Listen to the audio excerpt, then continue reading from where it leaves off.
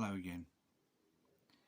I don't need to tell you what an unprecedented situation we're all going through with this lockdown.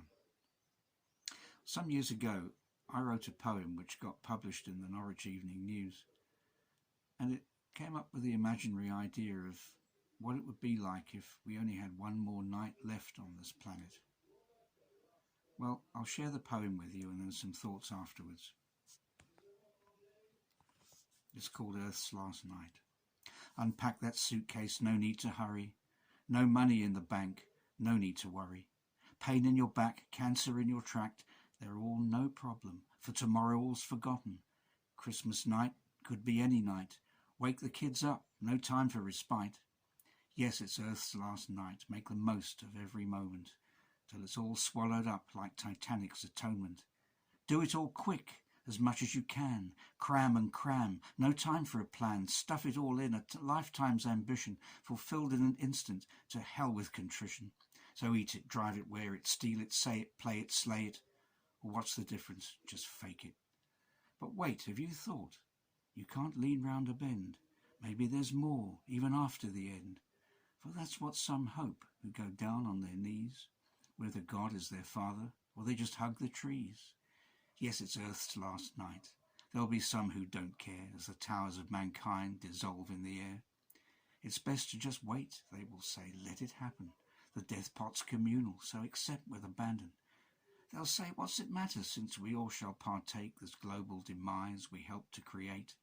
So decide what you'll do while you wait on the brink, 'cause you're only as good as the last thought you think. Well, poetry, of course, is full of fictional ideas, but I began to think about that poem in terms of the scriptures. I'd like to share a little bit here from 2 Peter chapter 3. It's all about the day of the Lord, a day that we're all expecting to happen.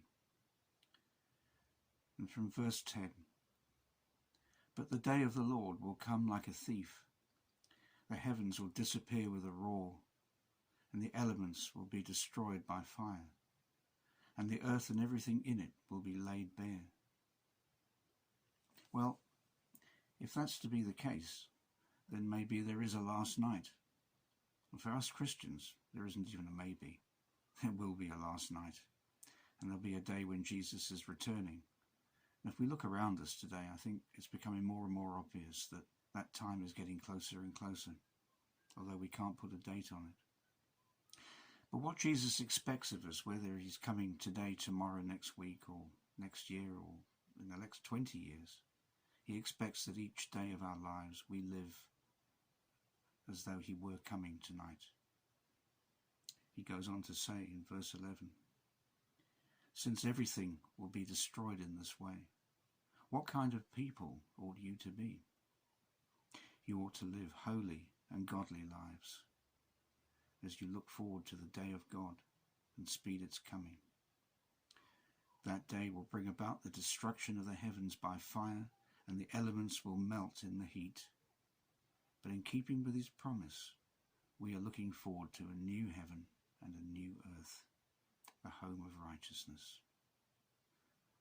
So then, dear friends, since you are looking forward to this, make every effort to be found spotless and blameless and at peace with him.